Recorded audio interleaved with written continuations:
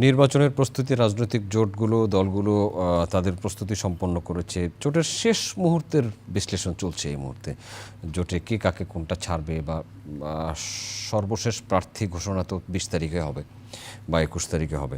আপনি কেমন দেখছেন এই নির্বাচনের প্রস্তুতি?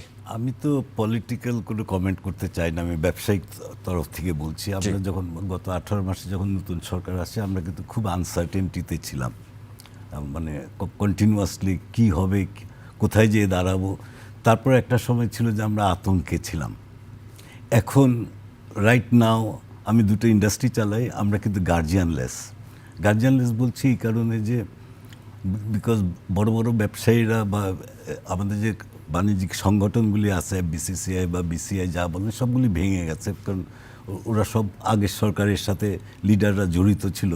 তো ভেঙে যাওয়াতে যে হয়েছে কি, এই ট্রেড বডিজের বা ব্যবসায়ীদের নেগোসিয়েশন পাওয়ারটা কমে গেছে, যে কারণে এখন দেখা যাচ্ছে যে আইন শৃঙ্খলার কথা যদি বলি, আমরা আগে বিপদে পড়লে যেটা করতাম যে পুলিশ ছিল, পুলিশের হেল্প পেতাম, পুলিশ না হলে র্যাবের হেল্প পেতাম, র্যাব না হলে ইন্ডাস্ট্রিয়াল পুলিশকে পেতাম। তা না পারলেও আমার এলাকার যে এমপি আছে বা পলিটিক্যাল কেউ আছে তার একটা সাহায্য নিয়ে প্রবলেমগুলি সলভ করতে পারতাম। কিন্তু এখন চিত্রটা কিন্তু পুরা ভিন্ন। এই যে আমি আমাদের এলাকার কথাই বলছি, এখন দেখা যাচ্ছে দু তিনজন লিডার ঢুকছে।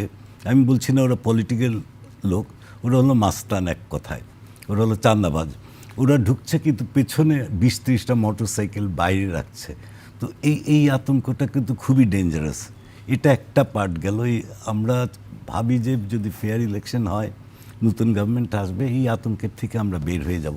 আরেকটা তো মেজর প্রবলেম ব্যবসায়ীদের, যে অনেক বিজনেস হাউসেস বন্ধ হয়ে গেছে বিকজ অফ পলিটিক্যাল কারণ, কারাপশনের জন্য, যে কারণেই হোক। তো অনেক আনএমপ্লয়মেন্ট ক্রিয়েট হয়েছে। সে আমার ফ্যাক্টরিতে আমরা প্রতি মাসের শুরুতে মেয়েরা আসে চাকরির জন্য। আগে আসতো 10 থেকে 20 জন, এখন আসে 50 থেকে 100 জন। আমি যে এলাকার কথা বলছি ওই এলাকায় 3 বছর আগে মাইকিং করা হতো যে মেয়েরা আসো, কাজে আসো, গার্মেন্টস ওয়ালারা মাইকিং করতো। আমরা কমপ্লায়েন্ট ফ্যাক্টরি। কোন এলাকায়? এটা সাভার, গাজীপুর, ওইদিকে। আমারটা সিঙ্গাইরে। ওখানে মাইকিং করতো যে আমরা লোক খুঁজতাম।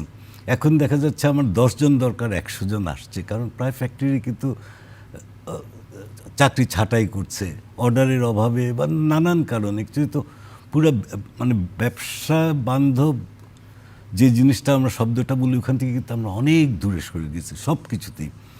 যে কোনো নিয়মকানুন করলে এখন যেসব নিয়মকানুন করা হচ্ছে এনবিআর থেকে বা কাস্টমস থেকে, কোনোটা কিন্তু আমাদের ব্যবসায়ীদের সাথে কথাবার্তা বলে করছে না। করার পরে আমরা ঝামেলা পড়ে যাওয়ার পরে আমরা নেগোশিয়েট করছি। যেমন রপ্তানি খাতে নানান রকম সুবিধা ছিল, আস্তে আস্তে ওগুলি সব উইথড্র করছে।